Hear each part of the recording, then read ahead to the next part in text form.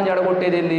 నువ్వు ఇవ్వాల్సినవి ఇవ్వకపోగా, వాళ్ళకి రావాల్సినవి ఇవ్వకపోగా ఉన్నవి ఓడగొడుతూ రోజుకో స్టేట్మెంట్ ఇస్తూ వాళ్ళనేదో ఒక జెండాకి లేకుంటే ఒక పార్టీకి పరిమితం చేసే విధంగా మంత్రులు, ఎమ్మెల్యేలు లేకుంటే మిగతా అధికారులు మాట్లాడుతూ ఉంటే, కాదు వాళ్ళు మా ఉద్యోగస్తుల్లో భాగం అని చెప్పినందుకు మమ్మల్ని వాళ్ళు విడదీయమాకండేవు అని చెప్పేసి అన్నారు మహానుభావులు. విడదీయలా, మీతోనే ఉన్నారు. ఏం చేశారు వాళ్ళకి? ఏం చేశారు వాళ్ళకు? గ్రామ వార్డు సచివాలయాల ఉద్యోగస్తులు మీరు చేసింది ఏమైనా ఉందా? ఉద్యోగాలు మేమిచ్చామంటున్నారు. మీ ఇంట్లో పాలేరు ఉద్యోగం ఏమైనా ఇచ్చావా?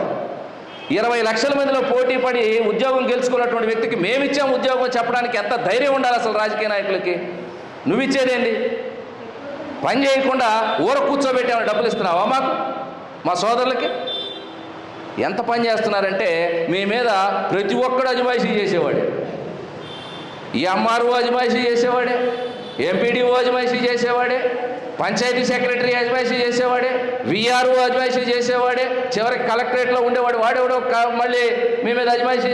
అంటే దారిని పోయే దానాయిలు మొత్తము నువ్వు ఇది చేయి అని 10 పనులు అప్పగిస్తే ఏ పని చేయాలా? రోజుకి ఎన్ని గంటలు ఉంటాయి? గ్రామ వార్డు సచివాలయాల ఉద్యోగస్తులకు 48 గంటలు ఉంటాయా? రోజుకు 4 చేతులు 4 కాళ్ళు ఉంటాయా? 2 మెదళ్ళు ఉంటాయా వాళ్ళకేమన్నా?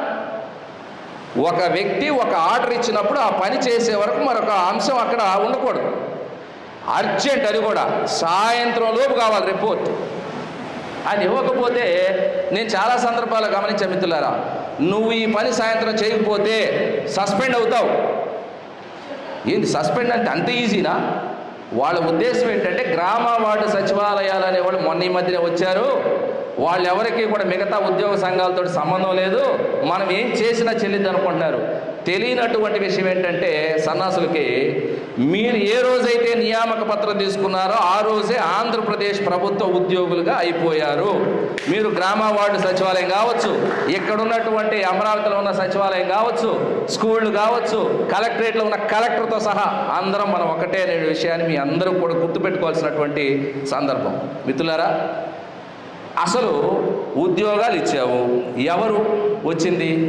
గ్రూప్ 1, గ్రూప్ 2, డిఎస్సి, ఈ రాష్ట్రంలో ఉన్న అత్యున్నతమైన ఉద్యోగాలు మొత్తానికి పోటీ పడుతున్నటువంటి యువత ఎవరైతే ఉన్నారో వాళ్ళకి 5 సంవత్సరాలు ఉద్యోగాలు ఇవ్వకుండా ఏదో ఈ గ్రామ వార్డు సచివాలయాలు నోటిఫికేషన్ రాగానే టక వాళ్ళందరూ పెట్టారు. ఏమన్నా 10వ తరగతి క్వాలిఫికేషన్తో తీసుకున్నావా? లేదు ఊర కూర్చోబెట్టేస్తున్నావా? అరే పిహెచ్డీలు చేసిన వాళ్ళు ఉన్నారు, ఎంటెక్లు చేసిన వాళ్ళు ఉన్నారు, ఎంతెంత ఉద్యోగుల చేత ఎంత క్వాలిఫికేషన్తో ఉన్నటువంటి వ్యక్తులని అనవసరంగా తోలనాడేటటువంటి ప్రభుత్వ పెద్ద అధికారులు కూడా మేమందరం గమనించాం. ఖచ్చితంగా వాళ్ళందరికీ కూడా ఈ విషయం ఇప్పటికే అర్థమై ఉంటుంది, వీళ్ళతో పెట్టుకోకూడదు అనే విషయం అర్థమై ఉంటుంది. కానీ ఇక్కడ లోపిస్తున్నటువంటి అంశం ఒకటి ఉంది మిత్రులారా, మనందరికీ ఐక్యత లోపిస్తూ ఉంది. ఎంతసేపటికి ఒక రంగు పార్టీ గెలిస్తే ఆ రంగు పార్టీ జెండా కింద తలదాచుకోవడం కోసం ప్రయత్నం చేసే ఉద్యోగ ఉపాధ్యాయ సంఘాల దరిద్రపు నాయకులు ఈరోజు ఈ రాష్ట్రంలో ఉన్న ఉద్యోగ ఉపాధ్యాయ వ్యవస్థల్ని చిన్నాభిన్నం చేశారు. ఆ చిన్నాభిన్నం చేయడంతోనే లెక్క లేకుండా పోయింది. అవసరమైతే నువ్వు తిడతావు, బాగానే ఉంది, నువ్వు టీవీలో కనపడవు, నువ్వు న్యాయం మాట్లాడతావు, నువ్వు నిజం మాట్లాడతావు, నువ్వు పేపర్లో కనపడవు. ఎవడైతే పాలాభిషేకాలు చేస్తాడో,